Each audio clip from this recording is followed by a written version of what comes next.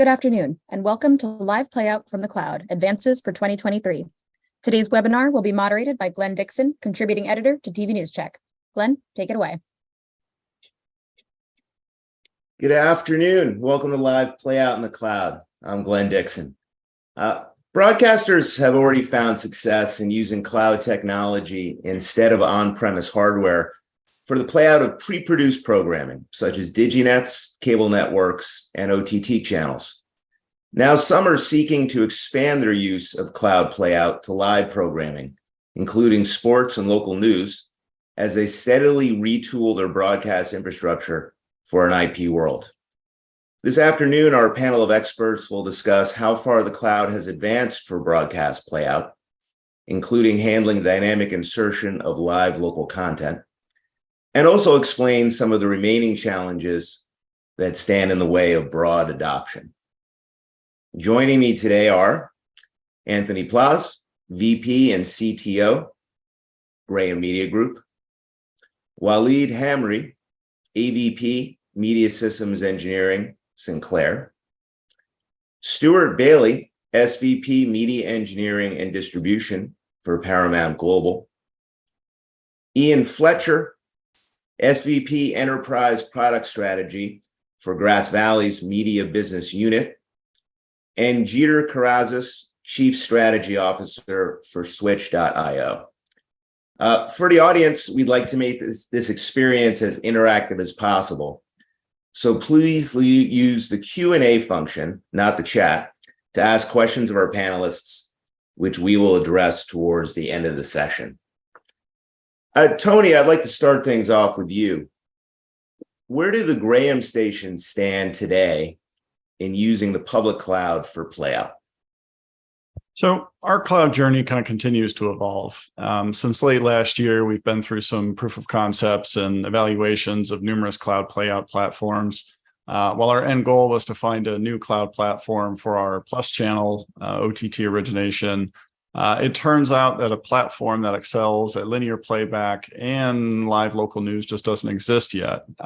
Just like some channel in a prem or on-prem channel in a box platforms, not all are cut out for the rigors of local news operation. The biggest obstacle is really moving in and out of unscheduled live events with ease.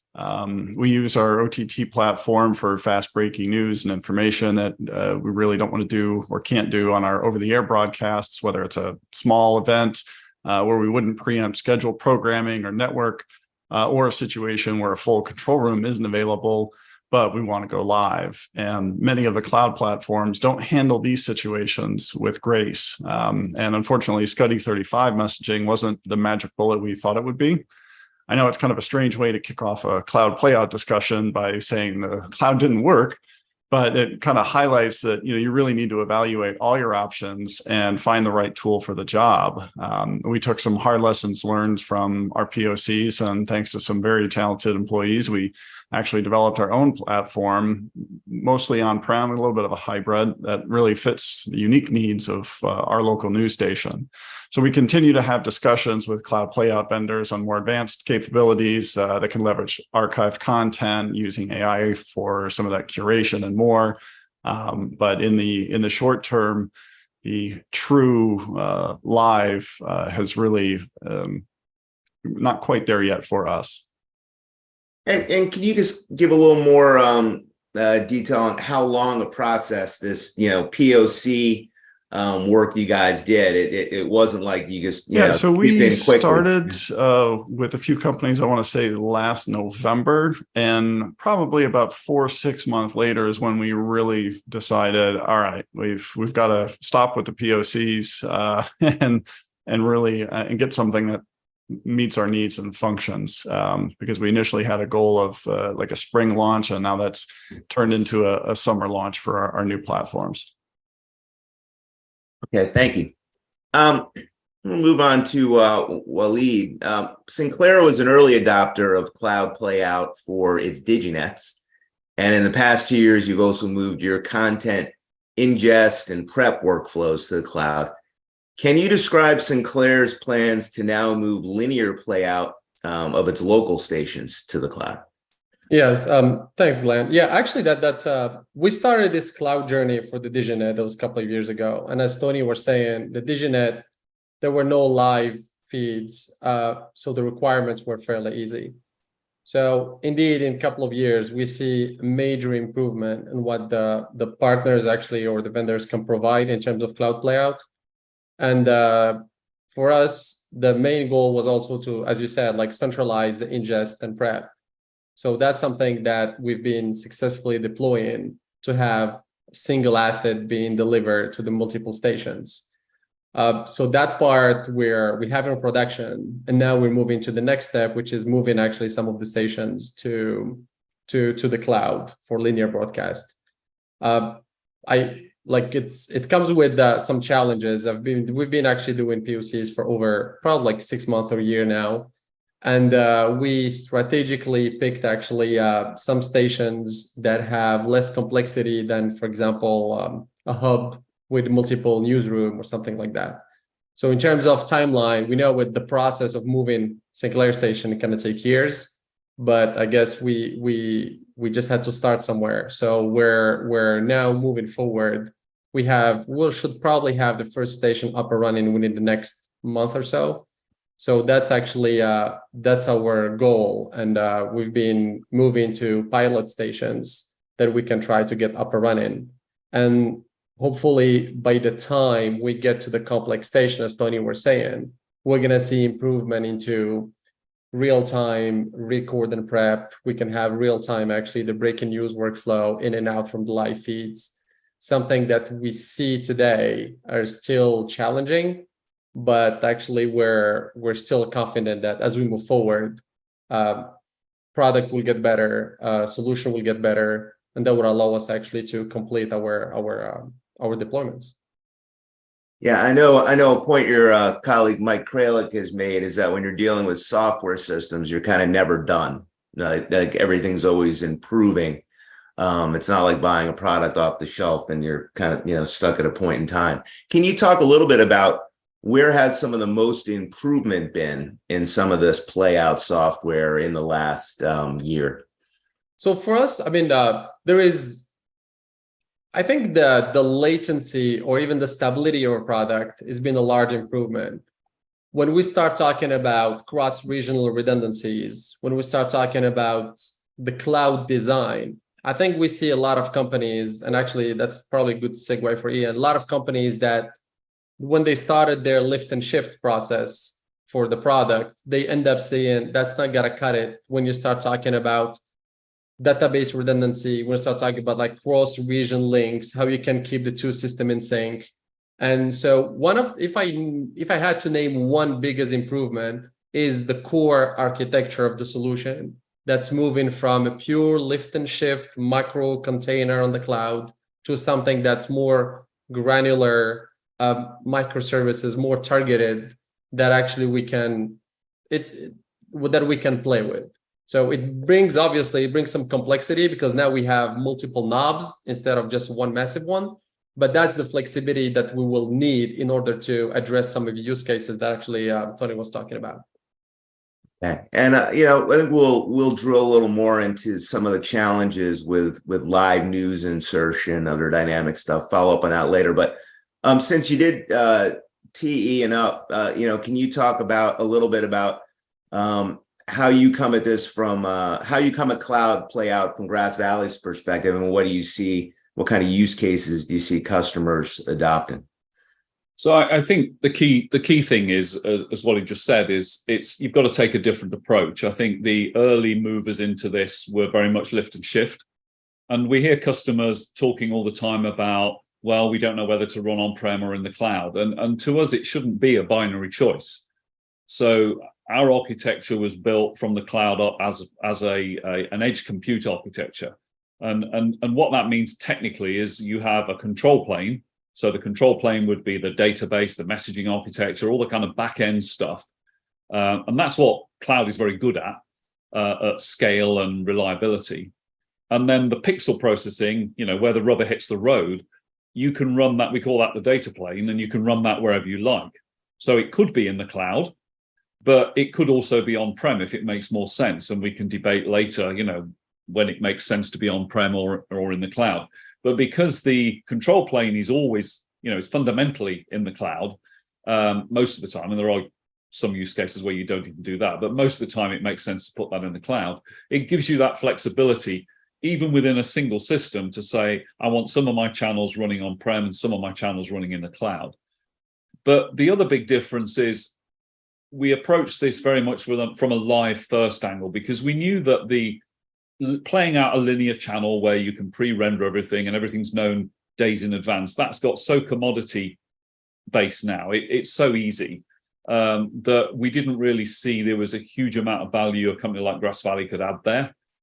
So we focused very much on making sure we could do the more difficult use cases like the team have been laying out. So how would you do live breaking news? How do you join back in progress? How does an operator who might be working at home or might be working somewhere remote from where the playout is actually happening, how do they get the confidence that when they press take, they're going to see the change straight away, or to all intents and purposes straight away?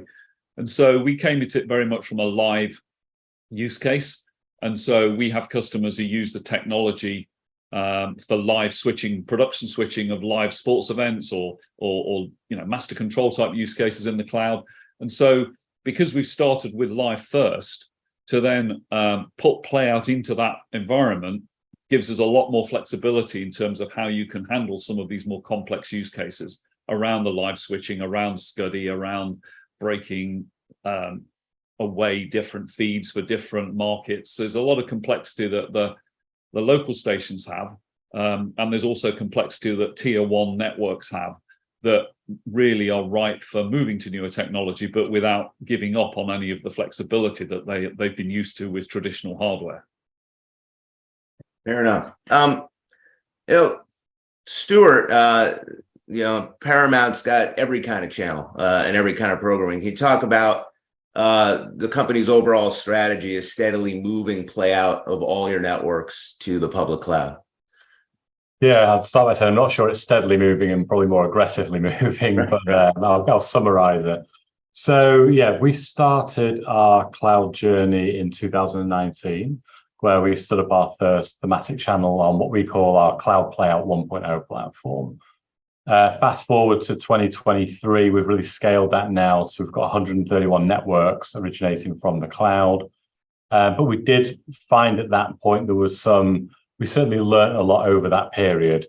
So what we did was we looked at refactoring our Cloud Playout platform to create a 2.0 platform. And it was really built on some key principles we had learned from that 1.0. We needed something that was more scalable, something that had more repeatability around it, more agility on the software deployment side. We wanted to really double down on automation to really aim for a lights out model. We need much richer data coming out of the platform as well for reporting, consumption-based usage, etc. And then also just general cost and availability. We just wanted to obviously keep that in check so that obviously it was still an economic way to manage our channels. So that brought us to Cloud Playout 2.0. We're basically rolling out that platform at the moment with GVAMP, hence why I'm saying hello to Ian right now. And really what we're focusing on now is we've kind of developed that platform. Now we're going to start scaling that platform. So that's kind of where we're up to with our evolution of the actual Playout platforms per se. One other piece I would put around that as well is we've kind of addressed some complexity along the way as well. We started off with some very simple thematic channels, and obviously we're talking about live here. So, as we went through that journey, we've introduced Showtime networks onto our cloud platform channels. So that's obviously helped us understand how we perform live production in a hybrid fashion, leveraging the cloud and on-prem 2110 infrastructure. We also moved our entire Amsterdam facility to the Cloud Playout platform as well. That really proved out how we could do very dense live shows where we're doing gang rolls across, up to like 80 channels at a time, etc. And then slowly we're going to be moving forward now with some extra complexity and looking at the CBS challenges as well, with lots of live sports and news. So for us, it's really been a steady progression, but certainly an aggressive rollout to the cloud. Okay, thanks. Yeah, we're going to drill into some of the technical details behind that. I want to turn to Geeter. Can you talk a little bit about the technology, this cloud-based switch that your company has developed, and how you think it can help broadcasters facilitate cloud playout. Sure. Yeah. Thanks, Glenn. Our product is called Cloud Switch, and it's a virtual switch which behaves similarly to a physical Arista, Juniper, or Cisco type switch that you would deploy in an on-prem data center, but it's just software and it runs on all the different clouds. We're partnered with 4 of the hyperscalers. And the notion is to extend broadcast networks into the cloud. So to enable hybrid and multi-cloud workflows that have similar features. In other words, if you build an on-prem network and you want to, you have a 2110 workflow or you implement -7, so you have to have multicast and PTP and multiple geographic routes, and you want to move all or part of that workflow into the clouds, obviously the cloud networks may or may not support all of the network features that those workloads require. So what our Cloud Switch does is implement those features on the cloud networks such that they are an extension of the broadcast network. And features like high performance multicast are available on all 4 clouds. Like PTP are available on all 4 clouds with very high granularity and efficiency and synchronization. -7 is implemented as a network feature, not a product feature. So essentially, people can build best of breed contribution workloads, whether that's Playout or master control or whatever, using the same tools they would use on-prem and have very similar results and behavior. Obviously, there are some dependencies. We're exclusively dependent on the underlying cloud networks to provide the packet moving. But the way that we lay on top of the cloud networks means we don't add very much at all to that process.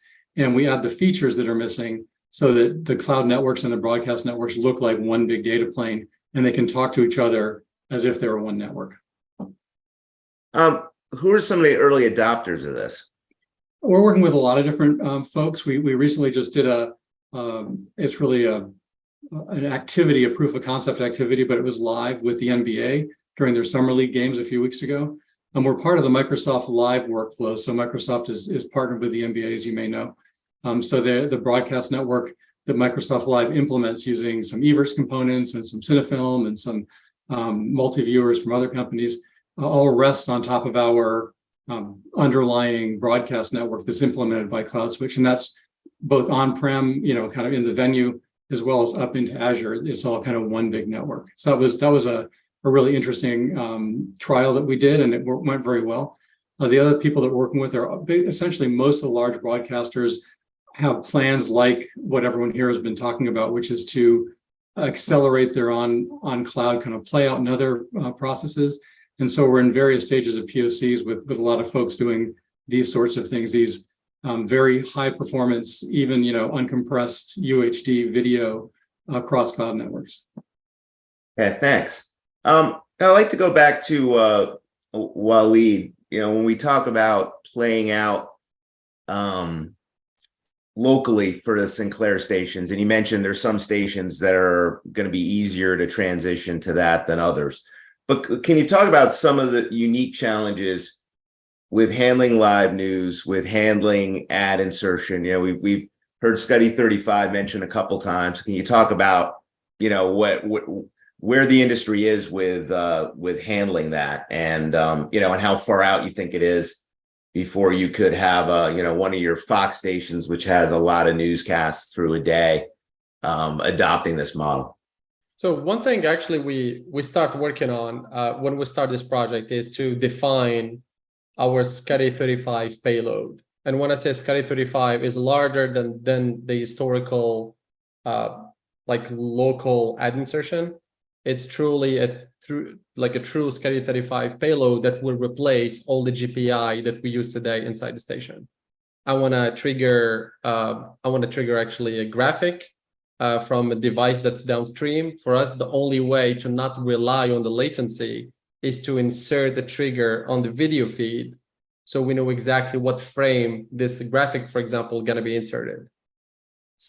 We start like this. So even when we have a latency on our network, because we're carrying feed from station to cloud to station, etc., we always keep delaying like the whole video, for example, for 1 second, half second, doesn't really matter.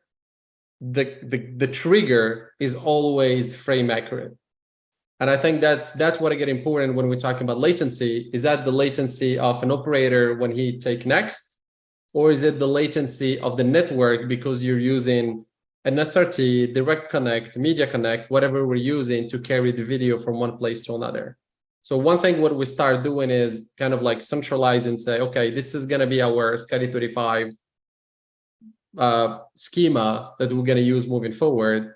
And we're going to use this specific message for graphics, this specific message for EES, this specific message when it comes to news break-in, breakout. So that's where we start doing, and actually that's part of the implementation that we're doing. I obviously having the station moving to the cloud, so the global video will get a little bit more delayed, let's say 1 second or 2 seconds, because it's going to take, you're going to go to the cloud and going to come down if we add SRT, processing, etc. But even if this 1 second delay, we try to keep it frame accurate. So all the action that we take are following the frame where we decided to take them, basically. And I think that's the key, at least actually challenge that we've been working through. And it took us quite some time to kind of like standardize on our SCSI-35.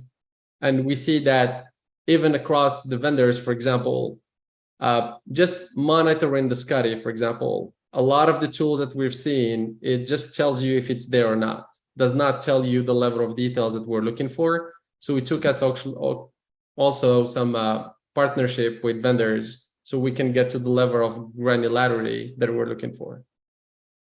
Yeah, thanks. What you're talking about, I know we talked a little bit about in the prep call, was this notion of, in the broader discussion of latency, there's the production loop what the operators are dealing with, and then the sort of end-to-end play out loop of, to Walid said, does the news hit your home TV screen a second or two later? Tony, from your POCs, what did you learn about that? And, and what basically, in terms of latency or other workflows with local insertion, was a stumbling block that made you do an on-premise solution, right now in 2023? Well, we weren't doing any cloud production. So, Right. And that's really where things get pretty latency sensitive. As far as delivering in the latency through the system to the eventual consumer, not that concerning, right? If it takes an extra 15, 30 seconds to get through everything before it gets to somebody's screen, not the end of the world. So we really were able to avoid a lot of that. Timing for us really came down to trying to match our on-prem playout systems with our SCSI messaging, right? So we had to find workarounds and resolutions to read what's happening off of the live log, because we might be trying to coordinate our newscast to simulcast on both platforms, but do it independently. So really trying to find solutions across the timing and ensuring frame accuracy of splicing over from, say, playout content over the top to live news to then commercial ad insertion via our Google DAI versus just our regular linear playout systems. So yeah, the latency part really comes down for us. It comes down to getting that timing right, matched up with our on-prem playout. Okay. I think this is obviously a key thing for people. It's a key thing that makes people nervous, especially around live use cases, which is why it's something we focused a lot on. I think the SCSI-35 104 approach is perfect for those kinds of, I want to insert ads here, or as Walid said, you could extend it for certain other things like graphics in, graphics out. But ultimately, for doing more complex things, you're going to end up with so many types of function or operations that the user wants to do that to make all of those SCSI based would just not be practical. So we just had to work to really focus on that production loop, as we call it. So if I'm watching a multi-viewer that's being sent to me from the cloud and I see something, or I get, I know I have to join the news when that feed goes to black, and I can punch my take button on my panel, it's important that that message goes to the cloud as fast as possible, that the cloud system responds, within a frame. But then more importantly, as a user, I see that. And obviously, if the thing I'm watching is a second late, by the time I see it and then I hit take, I'm always going to be a second late. So we've worked hard to deliver very low latency video to operators, even if they're working in web browsers at home, so that if you make a production decision based on what you've just seen happen on a screen, you'll be, within 100 milliseconds of real time in terms of that happening. So there are a couple of different scenarios. The absolute splicing in things in and out, absolutely 35104 is the way to go. But you also need to make sure that your general operational use is practical for those kind of real-time things.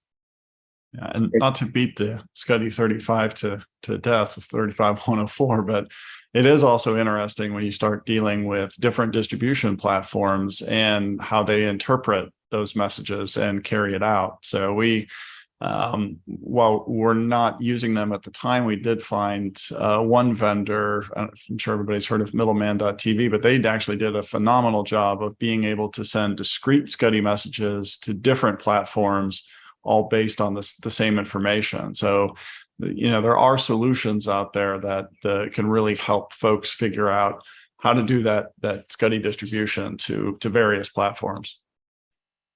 Thanks. We're talking about enabling all these workflows in the cloud, but there still is plenty of on-premises gear and people and locations within all your organizations. Stuart, I wonder if you could explain the creation of this cloud control center in Hauppauge, New York, and the role that it plays in Paramount's overall content distribution. Sure.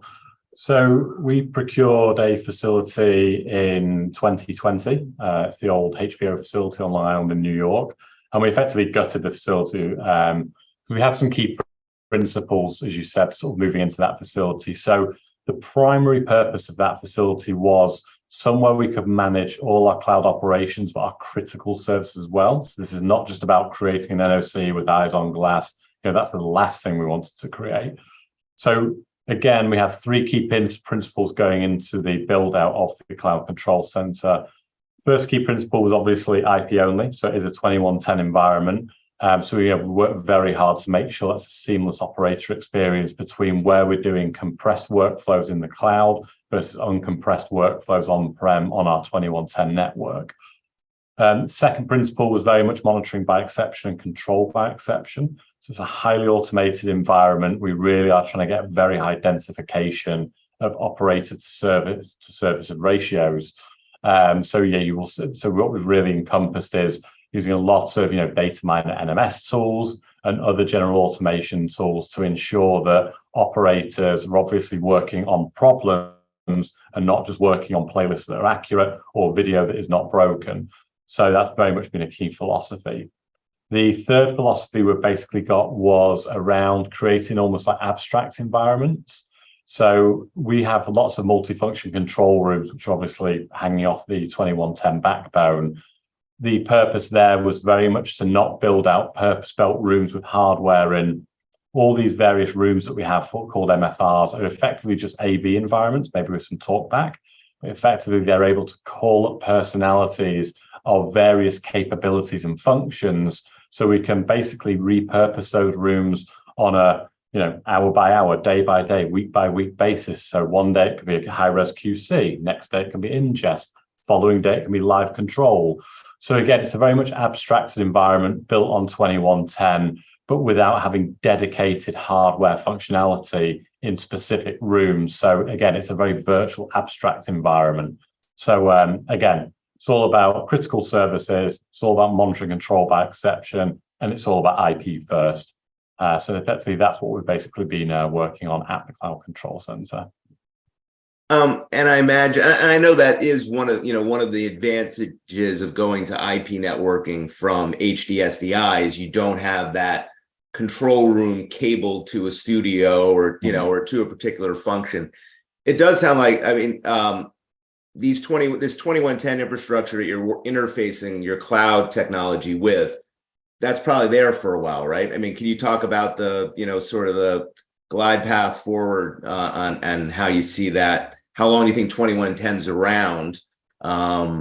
Is that around for foreseeable future for you? Yeah, certainly, as I said, we haven't, I don't think us or anyone specifically in the industry has nailed uncompressed workflows in the cloud. So for us, we've obviously made a substantial investment into 2110. So obviously we're going to ride with that investment. There is still a North Star ambition, though, that where we can, we will continue to try and develop solutions with our vendor partners to break through some of these barriers. So yes, it is here today, but it is still a very strong ambition for us. So whatever can be and should be cloudified will be cloudified.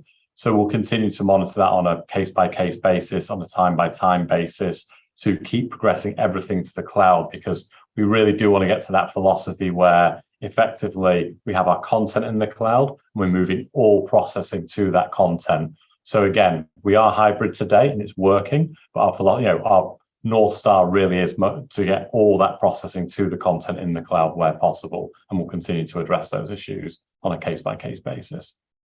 Yeah, I think you used a key phrase there, Stuart. It's like where your content is. So customers are always asking us, when does it make sense to run in the cloud, when on-prem? And it's basically do the processing as close to the content as possible.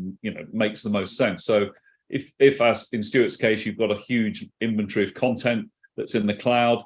If you've got live content, we have a lot of customers who do live sport, but that live sport is being delivered to them, say, as a world feed via Media Connect or something like that. So it's already in the cloud. They've got MeetMe's in the cloud for the content. Then it makes total sense to do that. But we've got other customers. We recently did a case study on Canal Plus in Paris, where it's all 2110. It's on-prem. That's where their signals are. That's where they need to then distribute them from.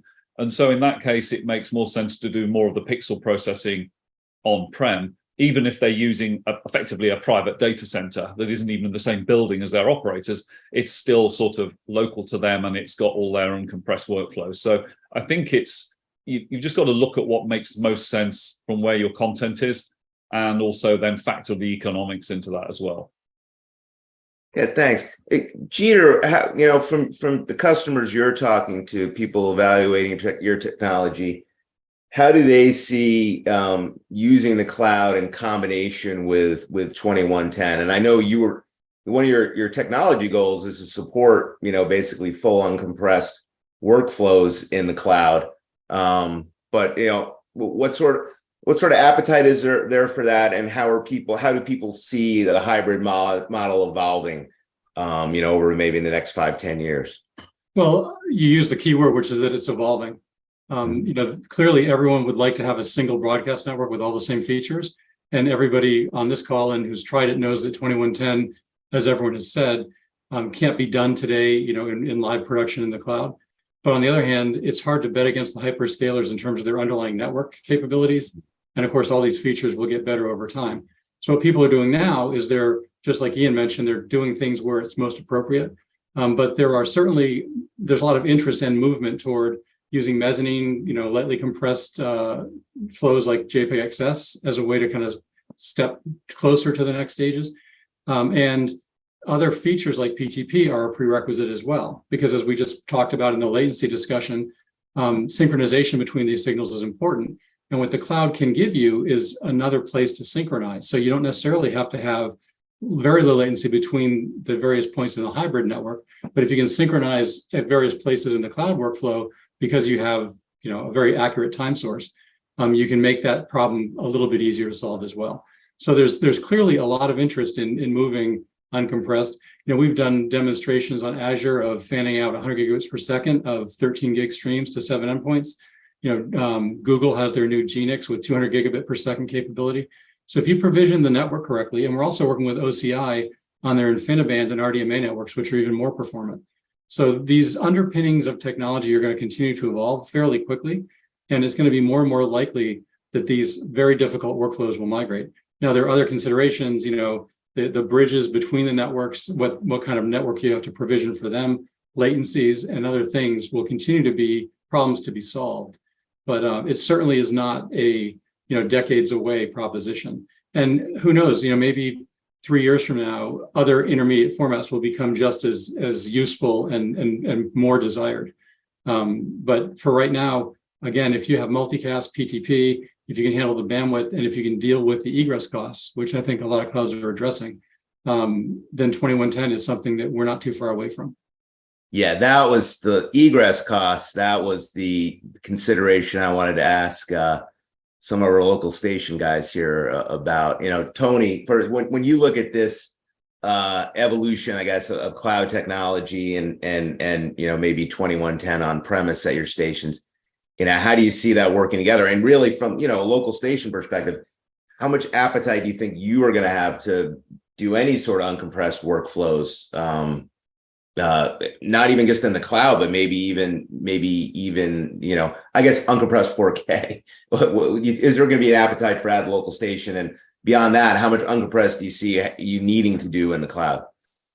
Yeah, it's a loaded question. I mean, switching over to 2110 for a lot of local stations, I still think isn't quite in the cards. If you're doing a greenfield build, 100%, make the jump. But I think for a lot of us, we're still so embedded in our SDI workflows and the extra complexity with PTP by itself is its own animal. Anybody that's built a 2110 or even what we did years back with the 22-6 and 7, having to deal with PTP and its intricacies, that's a battle in and of itself. So I honestly, I don't see a lot of local news stations getting into that uncompressed IP domain, in the near future, and definitely not in the cloud for all these very reasons, right? I think a lot of us still want to get something compressed and a little more easily digestible up into the cloud.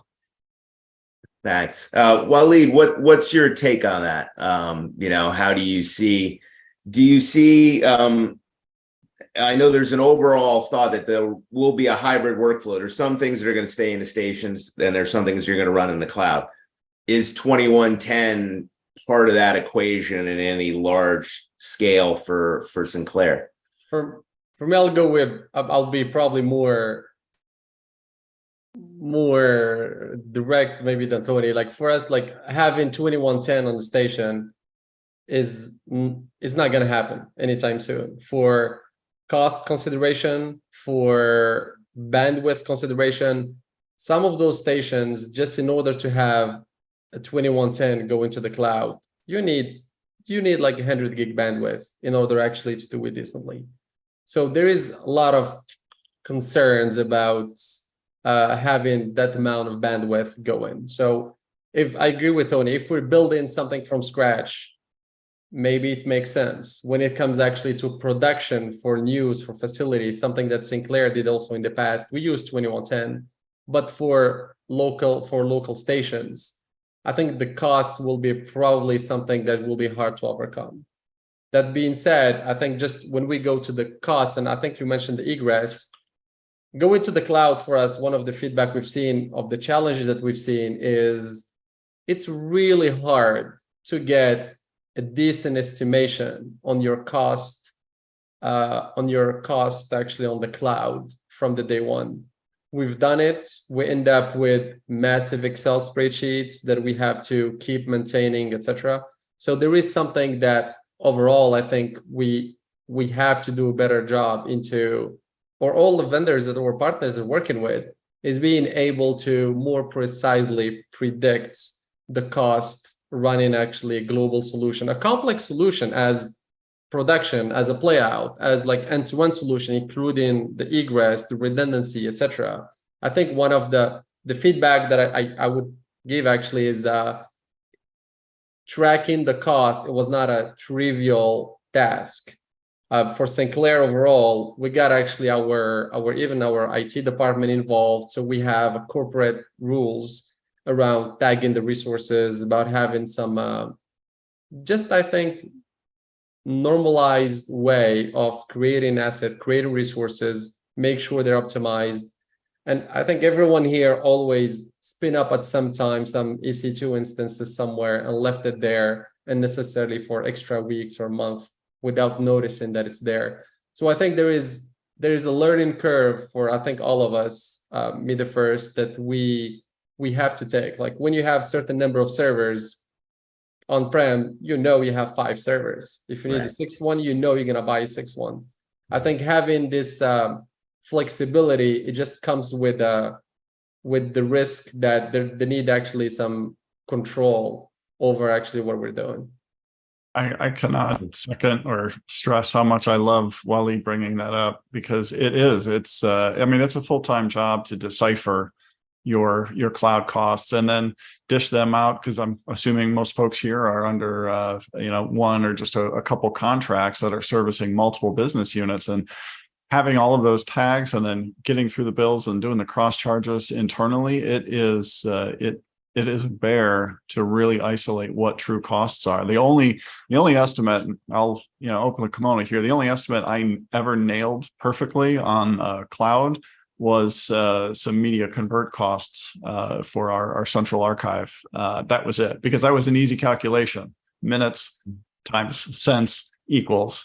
And that was it. But outside of that, it's tough. Stuart, I know you can speak to this. How important is it to keep doing this constant cost analysis of your cloud spend, and how does Paramount manage that? Yeah, I mean, FinOps, obviously in a cloud-based environment, is an absolute priority and a prerequisite to moving to the cloud. It does involve a new mindset. So it definitely involves, and the whole organization understanding this is not about just racking up servers now and forgetting about them and letting them run their depreciation cycle and we're all happy.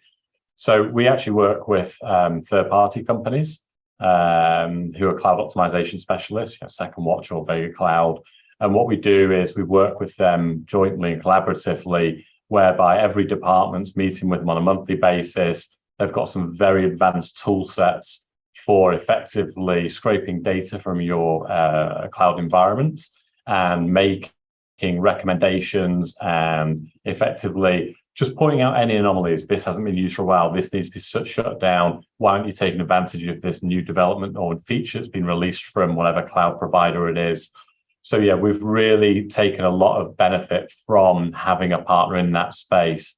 I think the other benefit that's delivered is it's helped create a common language across all the different teams, whether it be operations, engineering, finance, whereby we all understand what we're trying to do. We all understand the language, and it really has somewhat demystified that whole operation. So just going back to your original point, hugely important, absolute prerequisite to going into the cloud, something we continually work on, and it does involve a new mindset for the organization around how to run a cost-effective operation. Yeah, thanks. Ian, as a vendor, how much do you find yourself helping walk your customers through the potential costs of using, cloud-based software to run something they might have been running on Big Iron from Grass Valley, 5-10 years ago? It's certainly a challenge. One of the questions we get asked all the time is, how big an instance do we need? I mean, we try, back to the compressed discussion again briefly, we try and run as much as we can on a single machine. So to us, yes, you may be compressing in and out, but once you get inside your node or compute node, everything's uncompressed. So I could be going through a multi-step sort of effectively like a traditional transmission path with various bits of processing and switchers and multi-viewers and all that stuff.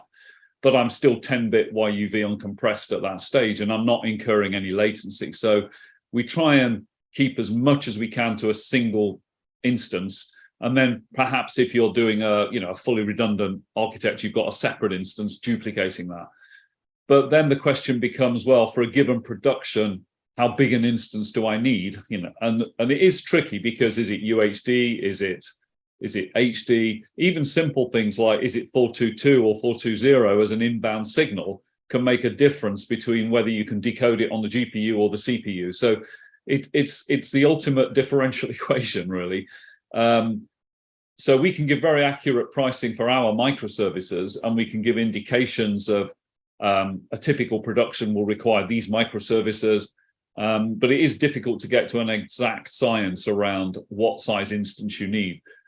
So one of the things we're trying to focus more on is actually learning by how a customer is using the system so that it can inform future decisions. Because if you know how the microservices are performing, how many they're using, you can start to give them sort of better information, such as perhaps, you could run this on a smaller instance to save some money, or you're a bit close to the wire here. So it might be worth looking at a bigger instance. So we've got a lot of tools that do that kind of thing. And then we expose all of our own costs in terms of all of our microservices. They're all exposed in a kind of billing portal with graphs and things. So users can see how it's working and where it makes sense to use pay-as-you-go versus subscriptions.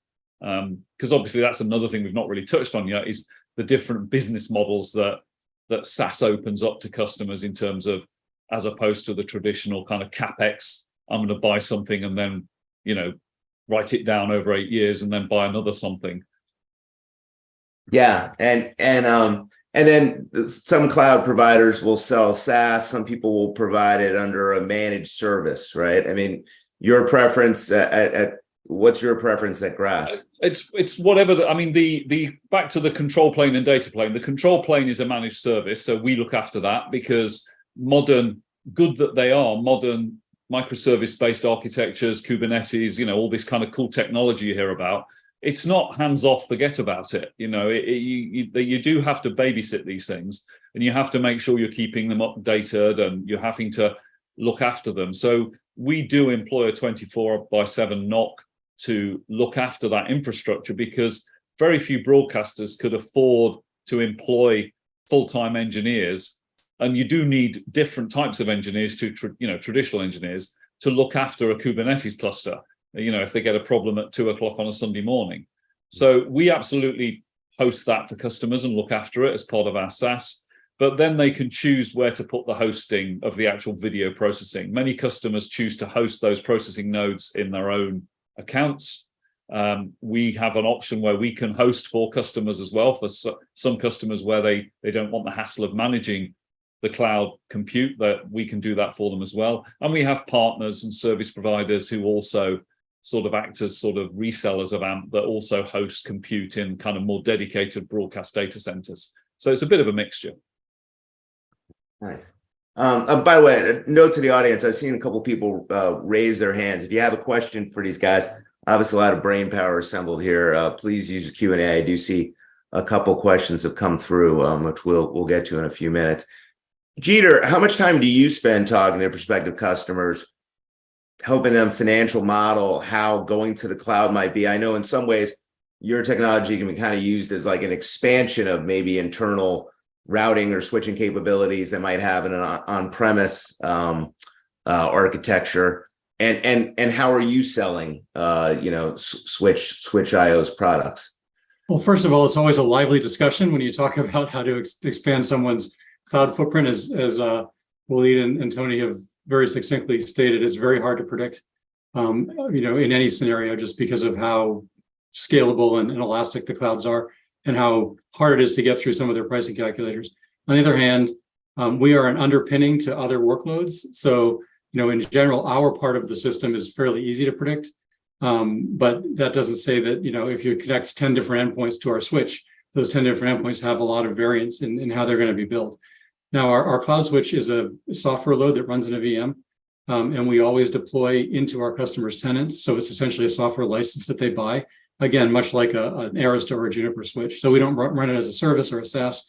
And our goal was to make it very predictable and easy to price. So we charge by the switch hour and not data transfers or endpoints and things like that. So that was our goal, was to make the transparency of the kind of economics of using our network more simple. On the other hand, we do have various integrations we've done. We have people that are deploying cloud switches in their networks and offering their services as SaaS. So we are, wrapped up in other people's SaaS offerings. And we think that there's going to be more of that. And in addition, we're hosting other people's software on top of our cloud switch. Our cloud switch VM has a lot of compute available because we're mostly network bound. So we're partnered, for instance, with Cinefilm with their Tachyon Live standards converter and encoding systems. And any cloud deployment from Cinefilm goes through us now, and their actual architecture runs right on top of our cloud switch as almost like an application. And we have other partners we're doing that with too. And one quick note, we just had a deal we signed recently where someone had a CapEx requirement. They only had CapEx money available. So in that case, we had to not sell a subscription, but sell a kind of a perpetual license and sell it as a product that they could just depreciate. Okay, fair enough. couple questions. Time to take a couple questions from the audience. And I guess the first one we'll go back to this cost question. It's from Chris Kyrazis. Walid, are you finding the OpEx cost of cloud workflows is somewhat balanced out by the savings had by shrinking hardware SLA service level agreements? I mean, the short answer is like, no, not enough. I mean, the logic about at least our approach is not only actually taking the workflow and copy and paste it on the cloud. I mean, the OpEx savings you're going to make on the SLA will not be enough to finance actually the whole cloud workflow. What we were doing was more like centralizing ingest, prep, deliveries across the stations. I think that's where the savings is coming from. Like, we don't need to record the same asset 10 times. We can record it once and share it between the stations. We don't need to prep 10,000 the same Simpsons episode. It could be prepped once. I think that's that's actually where the savings is coming from, is like mutualizing actually the tasks and also the cost of doing it, even in terms of infrastructure. Now we don't need 4 or 8 records per station. We can have maybe 20 or 30 records across our 100 stations. So I think that's where the logic is coming for the savings. I think that's a really important point. It's completely pointless just to lift and shift your workflows and put them in the cloud, because it's going to be vastly more expensive. You have to use this as an opportunity to rethink your workflows. We're seeing our most successful projects where customers are realizing those significant savings, where they're closing control rooms, they're shrinking real estate.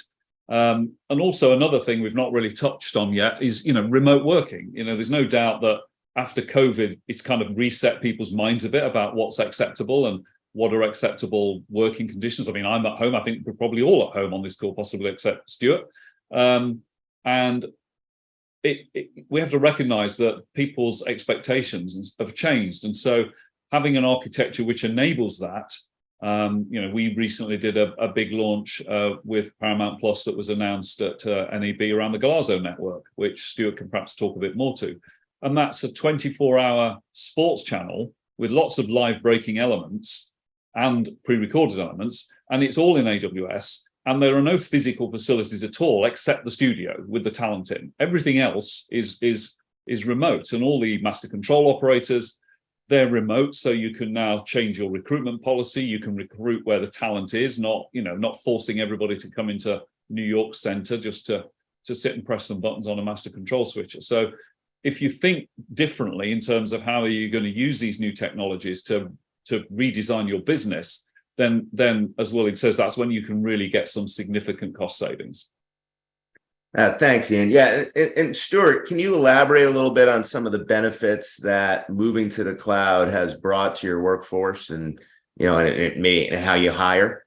Yeah, sure. I think one of the main benefits is just having a common language across multiple departments. We've really moved away from that traditional mindset of, there's a corporate IT team that manage corporate, and there's a broadcast engineering team that manage their own compute network and storage.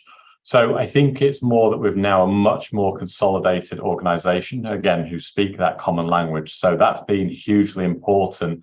And then you're not diluting your SMEs across multiple departments. You have a network team who are SMEs, you have a cloud compute team who are SMEs, you have a storage team who are SMEs, and you have a video engineering team who are great at building video pipeline services on top of that infrastructure. So again, I think that's helped us optimize and again, just work more collaboratively and probably healthier together.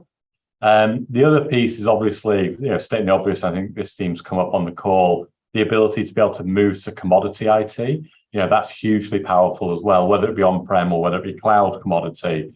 That is, moving away from that vendor lock-in is hugely powerful from an infrastructure point of view. And that lends itself to, and specifically in the cloud, a much more agile and elastic model.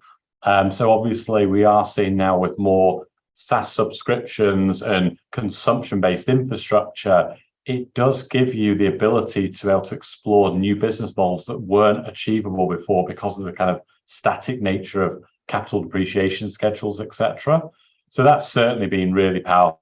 And then the last one, which I think is almost maybe one of the most powerful, is just moving to video over IP.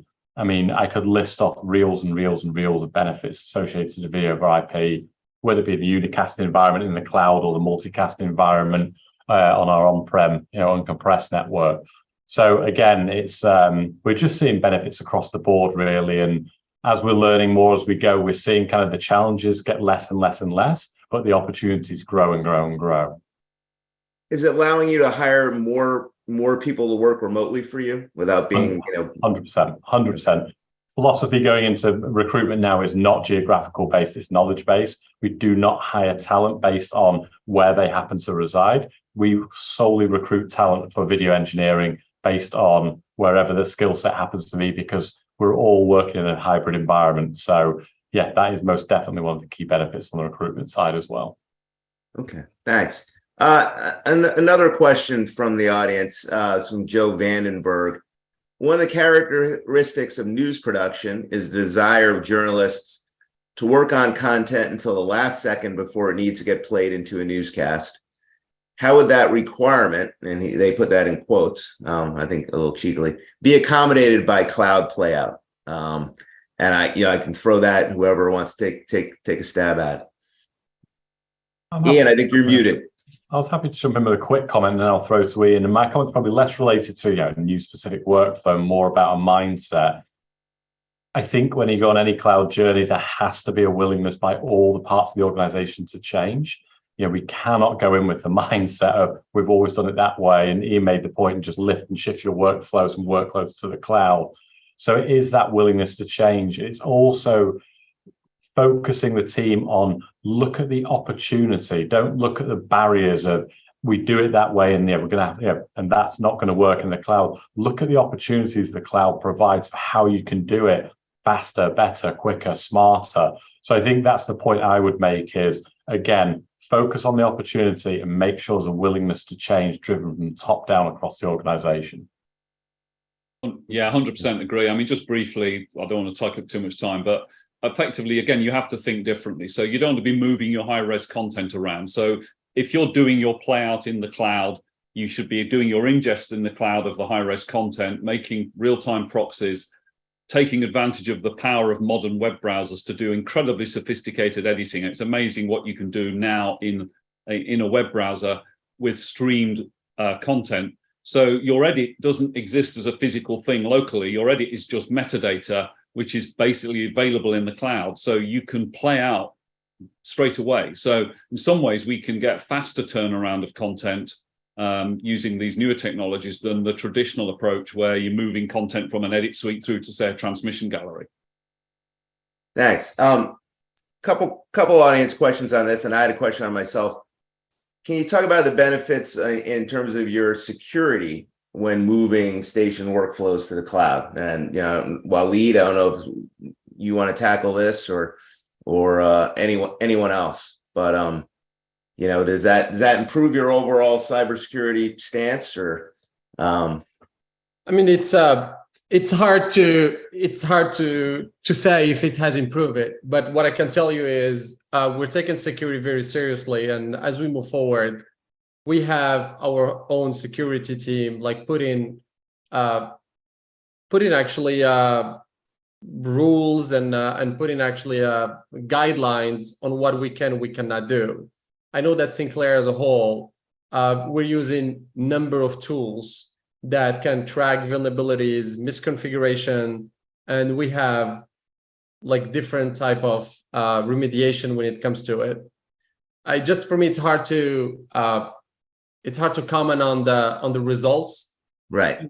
As always, when you have a safe, I mean, I think you think you're safe. So, but what I've seen is all the bad behavior that we all had with servers sitting something with admin as a password, with like all this basically cannot happen anymore, period. Yeah, exactly. And if you've designed from the ground up to be cloud native, back to our, how we started this call, then you are kind of forced to have security as something that goes in to the product on day one. And if you do it right, then absolutely it should be more secure, because this industry's too much relied in the past on being air gapped. And obviously we're not anymore. and therefore that forces totally different architectures on which if you do it correctly will be more secure than the old way of doing things. Yeah, And it's even when it comes, yeah. I was going to say it's a slippery slope there, because there are some engineers out there that think, it's a hosted service. Just pull the pin on that security grenade, chuck it over, and they'll take care of it. And that's 100% not the case. I mean, just like Walid and Ian referred to, you have to have the same diligence, the same approach. It's different because it's a different platform, but that same vigor going into it. I wouldn't say there's any advantages, disadvantages. I would just say it requires the same attention to detail that your on-prem solutions do. And because even air gap solutions, man, it's been harder and harder to air gap things over the last 10 years. Exactly. And now we're completely thrust into an everything connected world. Yeah. Fair enough. Geeter, any thoughts on the security question? And I don't have a lot to add. We write on the cloud security policies, and we add protocols that may have encryption, but it's a systemic problem that has to be addressed systemically. And theoretically, anytime you have a new vulnerability point, then your system becomes more vulnerable. But the point is that the clouds have very good security tools, and the fact that we're connected doesn't necessarily add or detract from the security of the system. It still has to be managed. Yeah, and there's another subtle thing here about a change in mindset around how the vendors work with customers. Traditionally, software upgrades were big, painful things that were done once or twice a year, and they were all, you had to spend a day doing an upgrade, and it was always painful. But with modern microservices, you actually need to go to the opposite. You need to be upgrading lots of small things very regularly, because that's how you keep across the latest security patches. And it's also actually ends up being far more reliable, and you're less likely to introduce regressions if you're doing a little often, rather than these huge big bangs once or twice a year where you're upgrading 1,000 things. And so it's a change in mindset there as well, which is difficult for some broadcasters to get used to, because it is a big change. Yeah, thanks. Well, hey, it looks like we've run out of time, but I'd really like to thank my panelists for all their insights. Thank the audience for some very good questions, and I hope for those of you in the audience, I hope you can join me on August 10th for my next webinar on hybrid cloud strategies. But thanks again for being here, and enjoy the rest of the afternoon. Take care.